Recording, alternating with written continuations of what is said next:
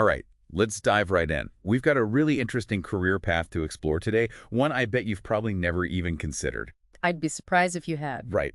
Our listeners send in a bunch of excerpts about becoming a centerapist. And let me tell you, digging through these role catcher guides has been fascinating. You're telling me most people hear law and they instantly picture the lawyers, the judges, all the drama of the courtroom. Exactly. But behind the scenes, making sure those legal transcripts are absolutely perfect are these unsung heroes called Scopists. So basically, not a job for someone who gets bored easily. We're talking about documents that could literally make or break a case, right? You hit the nail on the head. A Scopist, they're like, imagine a transcript ninja. They take the raw audio from the court reporter, which, and trust me on this one, can be insanely fast and full of jargon, and turn it into a polished legal document. Wow. Think, listening to medical terminology being fired at you at warp speed, and you have to get every single word right. That's the level of precision we're talking about. Oh man, that's intense. One tiny slip-up could have massive consequences in court. So I'm guessing it's way more than just being good at grammar. You practically need to be a lawyer yourself. 100%. You need critical thinking, a solid understanding of the law, the whole shebang. It's all there in those career guides. It's no joke. And all the legal terms you'd need to know. Yeah. So fascinating. It's almost like you could have a background in any field, medicine, tech, whatever, and use it as a scopist. Absolutely. Actually, I'm looking at the source material right now, and it lists a whole bunch of important skills.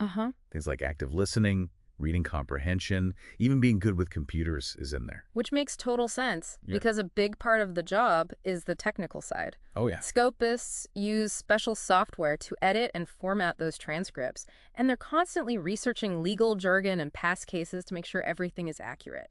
It's like a blend of language skills and tech wizardry. Okay, that's a combination I wasn't expecting. Sounds like being a scopist is less about the courtroom drama and more about the behind-the-scenes satisfaction of knowing you're ensuring accuracy in these super high-stakes situations. Nailed it. It's all about precision, detail, that deep respect for how important language is in the legal world. But it's also about flexibility. So many scopists are working remotely these days. Ooh, working from home in your PJs. Yeah. Okay, that's a major perk. But I'm guessing there are some trade-offs.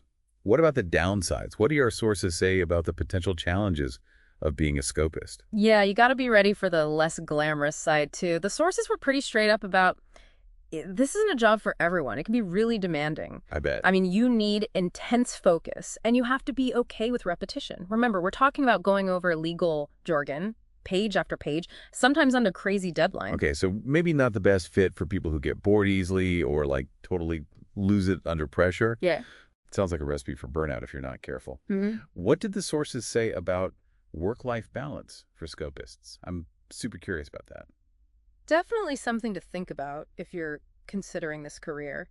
On the one hand, that flexibility of being a freelance scopist can be awesome, but on the other hand, setting boundaries and managing your time is key. Totally. Especially when you're working from home, the sources stress that a lot being disciplined and organized is so important. Yeah, it's easy to get sucked in when your office is also your living room. Speaking of getting sucked in, let's shift gears a bit and talk about the actual path to becoming a scopist. Okay. Like, where do you even begin? Well, the good news is there isn't just one way to become a scopist. That's cool. It's pretty flexible, which means it's open to people with all kinds of backgrounds. Lots of scopists start with internships or by shadowing more experienced scopists. Right. To get a feel for the work and build those essential skills. So it's like learning the ways of the transcript ninja from the master. I love that visual. Our sources at RoleCatcher also mentioned something that I thought was interesting. They said there isn't one specific degree you need, but that continuous learning is super important. What do they mean by that? Good question. Think about it. Law is constantly changing. New technologies, new precedents, all that. Right. Scopists have to stay updated on all of it. Otherwise, their work won't be accurate or relevant. Makes sense. So that might mean taking some continuing education classes, hitting up some industry conferences, maybe even just making time to read legal publications. It's like leveling up in a video game, except instead of getting new weapons or whatever, you're getting new knowledge about, I don't know, cybersecurity law Or environmental regulations, something like that. Exactly. And the more experience and knowledge you get, the more you can start to specialize in specific areas of law that really interest you. That's really cool. It'll make you a way more attractive candidate for the good jobs too, and open up all kinds of opportunities as you move up. So you could go from editing general transcripts to, like, specializing in intellectual property law, which, let's be honest, sounds way more interesting. Plus, it could be way more profitable. Right. The sources made it pretty clear that specialized scopists, especially those who know the ropes in complex areas like patent litigation or medical malpractice, are in super high demand. Okay, that's really good to know for anyone who might be, concerned about the earning potential.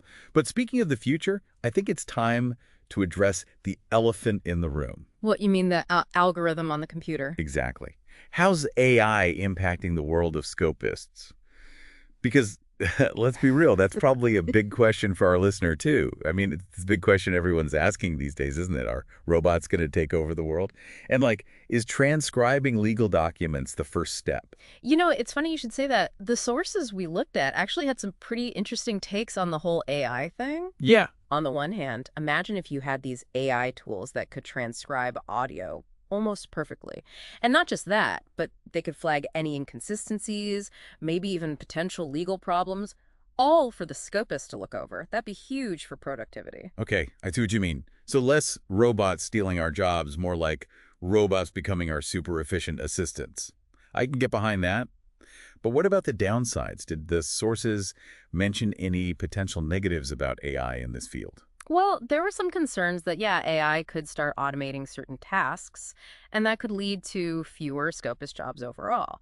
But the real question is, are we going to see AI completely replace human Scopists? Or just change what the job looks like? Right, that's a tough one. It's like, do you try to fight the wave or learn to surf it? You know what I mean? Totally. And that's why it's more important than ever for Scopists to keep learning and growing. The ones who really thrive in the age of AI, they'll be the ones who embrace these new technologies, who adapt their skills to match. That could mean learning how to use AI-powered editing software. Maybe specializing in those areas where human expertise is still absolutely essential, or even, focusing on the ethics of using AI in legal situations. So it's not just about being a grammar expert anymore. It's about being tech-savvy, ethically aware, and basically a guardian of language in this digital age. It's kind of a cool way to think about it. It really is. And it highlights something the sources really emphasized, which is how important human judgment and critical thinking still are in this profession. Yeah, I can see that. Because even with the smartest AI, you're still going to have these nuances of language, these little details of context and legal interpretation.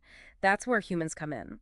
That makes a lot of sense. Yeah. At the end of the day, these transcripts, they're dealing with real people's lives. And AI can't replicate that human empathy and understanding that a Scopist brings. Like, a robot might catch a typo, but can it tell when a witness's story just doesn't add up? Exactly. And that's why for anyone out there thinking about this career, the question isn't, will AI make Scopists obsolete? It's more like, how can I use AI to make myself even better at this job? Such a good point. Technology is really just a tool when you get down to it.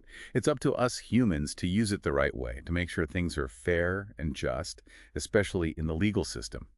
And on that note, I think we've reached the end of our deep dive into the world of Scopists. What a journey. We definitely covered a lot of ground today, from the nitty-gritty of editing those transcripts all the way to the future of AI and what it means for the job. Hopefully, our listeners have a much better idea now of what a Scopist does and what it takes to be successful. We talked about the skills you need, the challenges, how much you can earn, and all those exciting possibilities that are just waiting to be discovered. So if you're out there and you like the idea of making sure legal documents are accurate and clear, if you've got a passion for language and a knack for detail, hey, maybe being a Scopist is your calling. And as you keep learning more about this, we'll leave you with one final thought. What role do you see yourself playing in the future of law? Especially in a world where technology and human expertise are becoming more and more intertwined every day. Something to think about. It really is. And don't forget, you can check out the show notes for links to all the cool resources we mentioned today. And as always, we love hearing from you. What surprised you the most about Scopists? Are you excited about AI in this field or a little unsure? Join the conversation on social media and let us know what you think. And until next time, keep those pencils sharp, those keyboards clicking, and those minds engaged. And remember, whether you're a grammar whiz, a legal eagle, or just curious about what goes on behind the scenes, there's always something new to discover.